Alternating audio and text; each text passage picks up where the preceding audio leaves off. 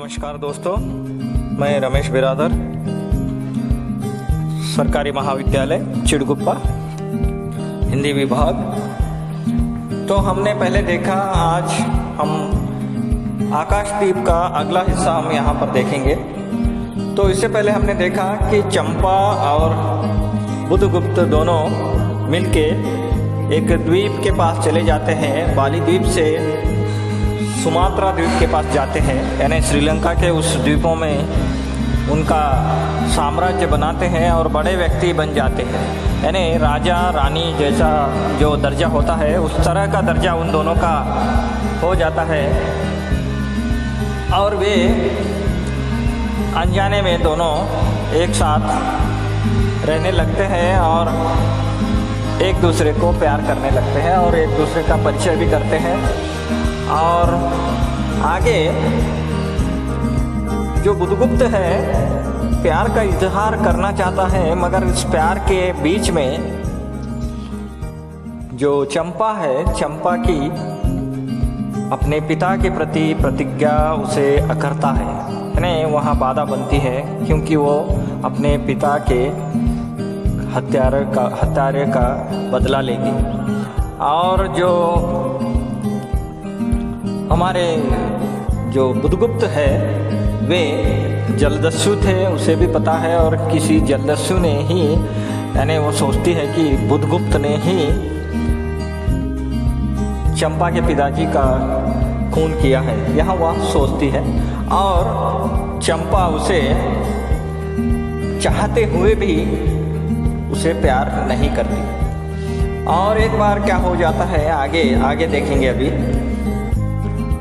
तो चंपा यहाँ पर निर्जन समुद्र में टहलने के लिए वहाँ अपने दासी के साथ निकलती है और छोटे से नाव में बैठकर समुद्र के जो लहरें हैं उनके ऊपर वहाँ सैर करने के लिए निकल जाती हैं। और उन लहरों को देखकर उसे लगता है कि इतनी शीतल जल, इतना सारा जल, मगर मेरा हृदय प्यासा का प्यासा ही रह गया। इतना सारा जल भी मेरा हृदय का प्यास नहीं बुझा सका। और जैसे कि बेला में चोट खाकर सिंधु चिल्ला उठता, उसी तरह उसका भी एक रोदन है, वो शांत नहीं होता। और वो सिंधु के यानी समुद्र के पानी की तरफ देखते हुए वे नाव में टहल रहे थे। उतने में ही वहाँ पर बुधगुप्त एक बड़ा सा नाव लेकर उनके पास आता है और बुधगुप्त झुककर हाथ बढ़ाकर चंपा की तरफ हाथ बढ़ाकर उसे अपने तरफ खींचना चाहता है, यानी चंपा को उस छोटे नाव से बड़े नाव में खींच लेना चाहता है। और चंपा भी उसे हाथ देकर बड़े नाव में पहुंच जाती है। तब बुधगुप्त बोलता है कि इतनी छोटी नाव में घूमना ठीक नहीं है समुद्र में। हाँ, यहाँ पर जलमग्न शैलाखंड है, शैलाखंड यानी बड़े बड़े सुरंग हैं, उसमें ये और पत्थरों से बने हुए, यानी जल में बड़े बड़े पत्थरों के पहाड़ हैं। उसको अगर से तुम टकरा जाओगी तो पानी में डूब जाओगी, तुम ऐसे मत फिरो, यहाँ वो बोलता है। और उसी समय वो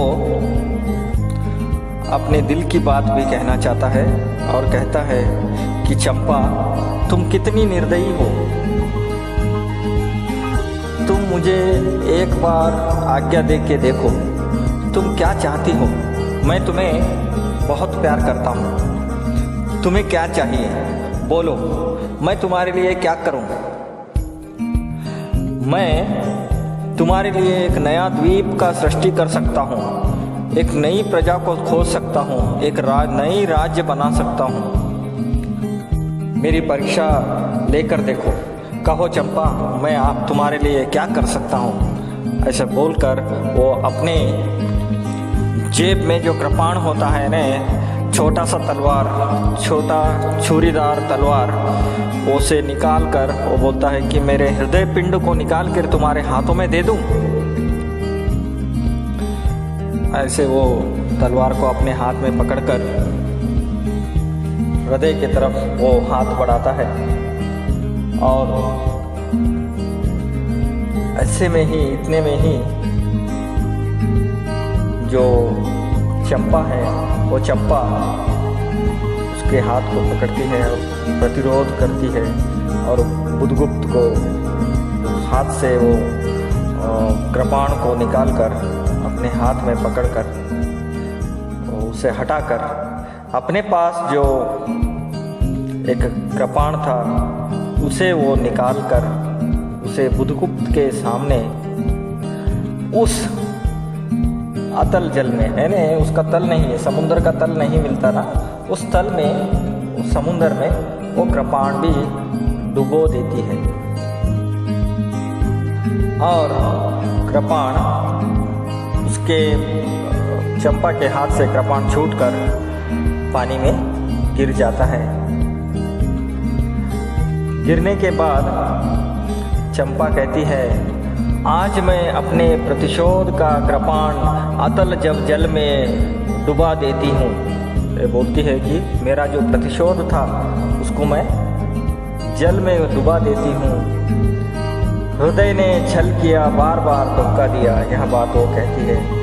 कहकर वो कृपाण को जल में डाल देती है। तब महानाविक जो बुधगुप्त है वो बोलता है कि मैं आज से विश्वास कर सकता हूँ कि तुमने मुझे क्षमा कर दिया। ऐसे बात पर फिर चंपा बोलती है, विश्वास? क्या बात कर रहे हो? तुम विश्वास कर सकते हो कि तुम्हें मैंने माफ़ कर दिया? कदापि नहीं बुधगुप्त, कदापि नहीं। जब मैं अपनी हृदय पर विश्वास नहीं कर सकी, उसे ही मैंने धोखा दिया, तब मैं कैसे कहूँ कि मैंने तुम्हें माफ़ कर दिया? मैं तो तुम्हें घृणा करती हूँ, फिर भी तुम्हारे लिए मर सकती हूँ। चंपा बोलती है, देखो यहाँ पर देखो, मेरा एक प्रतिशोध था कि मैं अपने पिता के हत्यारे का बदला लूँगी, मगर फिर भी मैं तुमसे प्यार करने लगी, तो मैं खुद पर ही मैं अपना विश्वास या अपना एक हथौटी नहीं रख सका, तो तुम्हें मैं विश्वास, तुम्हें मैंने माफ़ किया, वो कैसे तुम समझते हो? हाँ, मैं तो तुम्हें घृणा करती हूँ, फिर भी मैं तुमसे प्यार करती हूँ और तुम्हें प्यार करती हूँ। ऐसे बोलते हुए रो पड़ती है। इतने में ही संध्या हो जाती है, शाम का समय बीत जाता है। फिर आगे का अंश, चंपा दूसरे भाग में शैलामल थी, यानी दूसरे भाग में जब चंपा यानी नेक्स्ट दूसरे दिन जब उठ के देखती है तो सब तरफ सजावट थी और दूर तक सिंधु का जल निमग्न थी। सागर चंचल जल उस पर उछलता हुआ, उसे देखने की जो मनोरम जो दृश्य था, उसे देखते हुए दीप की स्तंभ के ऊपरी खिड़की से वहाँ देखती है तो बड़े सा बड़ा एक स्तंभ बिठाया जा रहा है। यानी दीप के स्तंभ के ऊपरी हिस्से में, यानी द्वीप के ऊपरी हिस्से में एक बड़ा सा स्तंभ बिठाया गया है। तो उसे देखकर जो उसकी दासी होती है जया को वो पूछती है, क्या है जया? तब जया हंसते हुए बोलती है कि इतना जोर शोर और इतनी सब सजावट क्यों चल रही है? पूछने पर जया बोलती है कि रानी की शादी है, कर हंसकर बोलकर वहाँ से निकल जाती है। तब बुधगुप्त भी वहीं पर खड़ा हुआ जल को देख रहा था तो चंपा ने पूछा, यहाँ क्या सच है?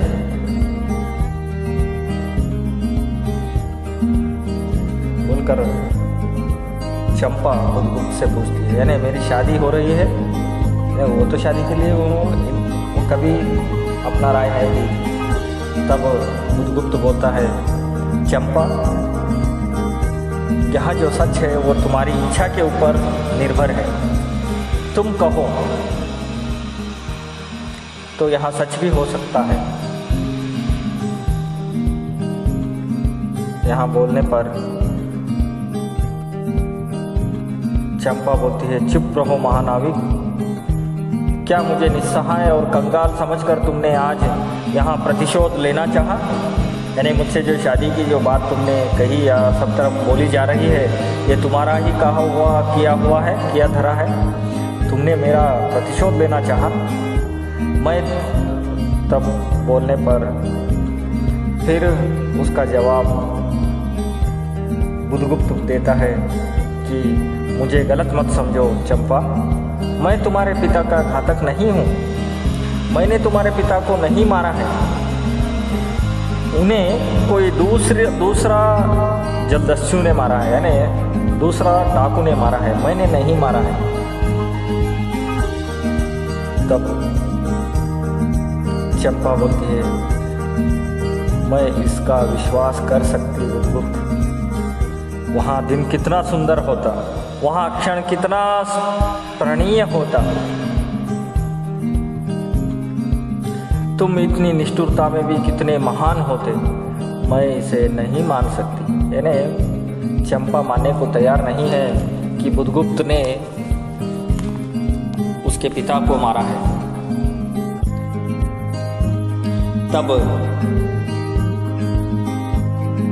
बुधगुप्त जब जया नीचे चली जाती है, यानी वहाँ पर जया भी थी, तो जया नीचे जाते ही बुधगुप्त उधर इधर देखकर जाकर चंपा के पैर पकड़ लेता है और छविसित शब्दों में कहता है, चंपा, हम लोग, हमारा जन्मभूमि भारतवर्ष है।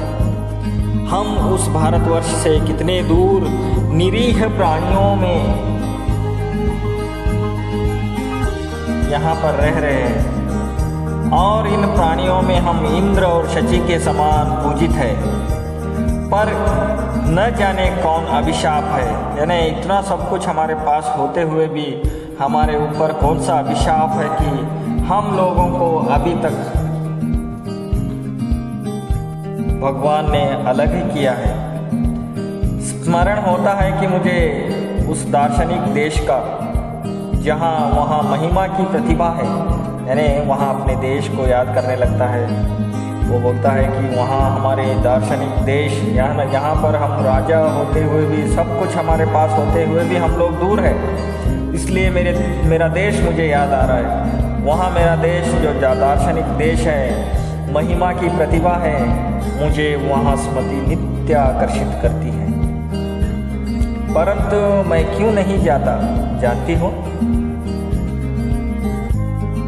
इतना मैं महत्व प्राप्त करने पर भी मैं कंगाल हूँ। तो वो यहाँ बात कहते हुए बोलता है कि मैं तुम्हारे प्यार में इतना, मैं यहाँ पर क्यों हूँ? क्योंकि इतना सब कुछ होते हुए भी मैं कंगाल हूँ। मैं यहाँ पर हूँ, क्यों हूँ? क्योंकि मैं तुम्हारे लिए हूँ। वो उसी वक्त को बोलते हुए एक शब्द बोलता है, मेरा पत्थर सा हृदय एक दिन सहसा तुम्हारे स्पर्श से चंद्रकांता मणि ही तरह द्रवित हुआ है। यानी मैं बहुत बदमाश था, मगर मेरा पत्थर सा हृदय क्या हुआ है? हाँ, वज्र के जैसा, यानी मणि यानी एक तरह से वज्र के जैसा मेरा हृदय तुम्हारे स्पर्श से चमकने लगा है। चंपा, मैं ईश्वर को नहीं मानता। उसके बाद वो कहता है, मैं ईश्वर को नहीं मानता, मैं पाप को नहीं मानता, मैं दया को नहीं मानता, मैं उसे समझ ही नहीं सका, उस लोक में विश्वास नहीं करता, पर मुझे अपने हृदय के एक दुर्बल अंश पर श्रद्धा हो चली। यानी मुझे मैं इतना कठोर हूँ, मैं ईश्वर को भी नहीं मानता, पाप को भी नहीं मानता, दया को नहीं समझता, फिर भी मेरे अंदर एक दुर्बल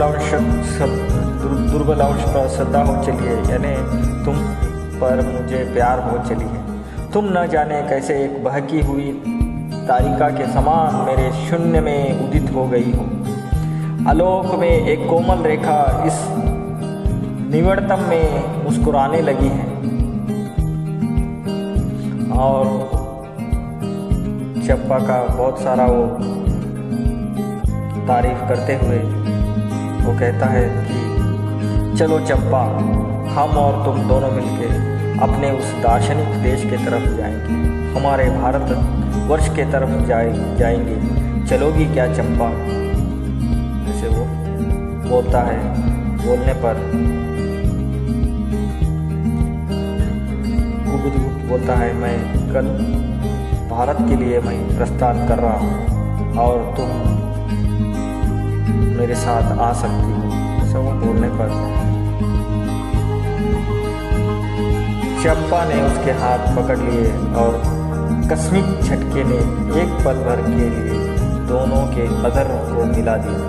यानी चंपा उसकी बात को सुनकर उसके हाथ पकड़ लिए और दोनों अपने एक दूसरे में मिल गए, है ना, बंधन में मिल गए।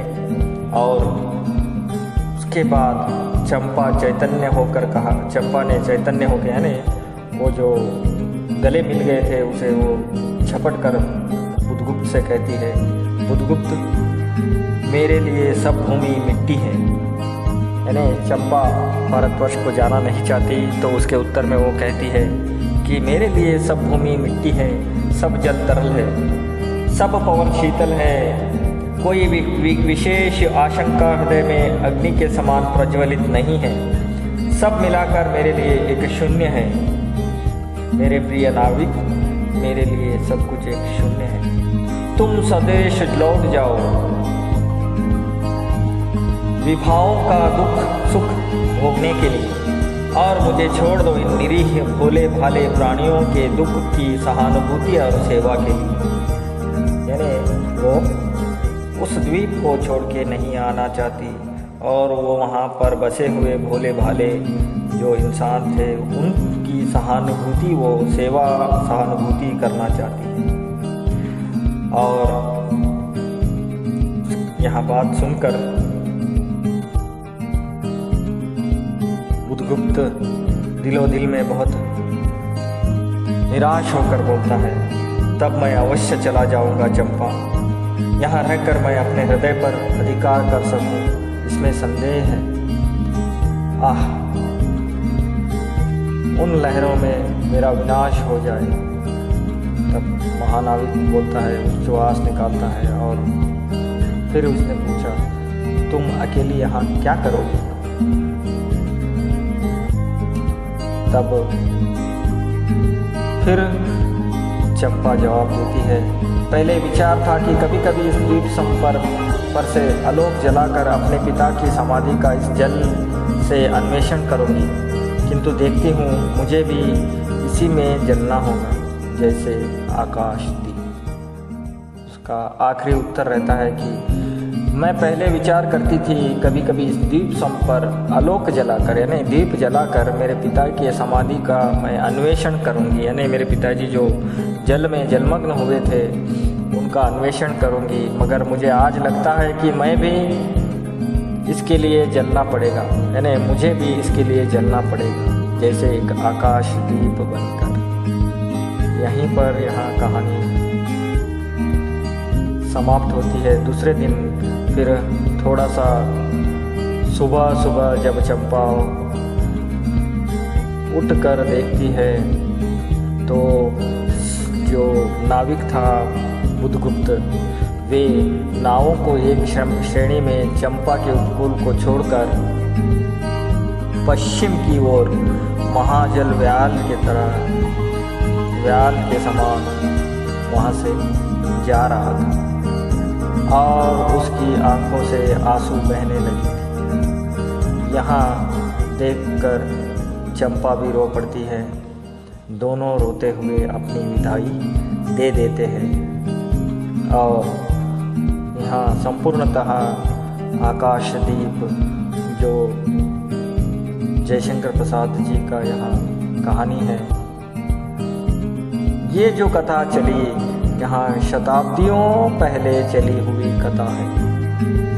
चंपा आजीवन उस दीप स्तंभ पर अकेली जलाती रही, आलोक जलाती रही।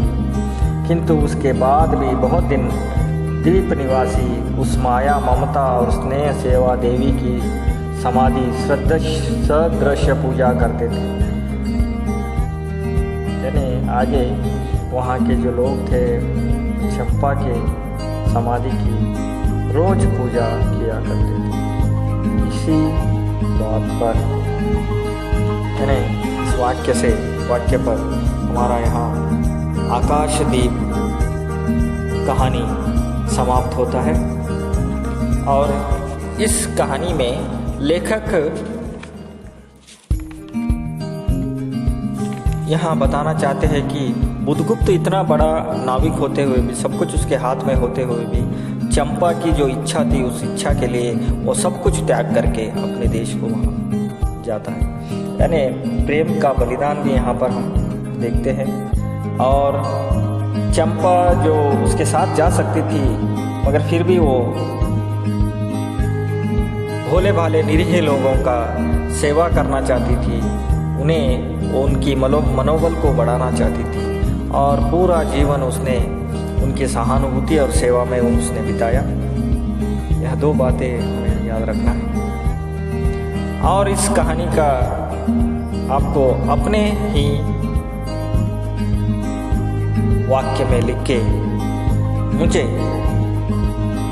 आपके ग्रुप में व्हाट्सएप के ज़रिए भेजना है। तो इसी बात के साथ मैं अपना कहानी यहाँ पर समाप्त करता हूँ। जय हिंद, जय भारत। अच्छे रहिए, खुश रहिए।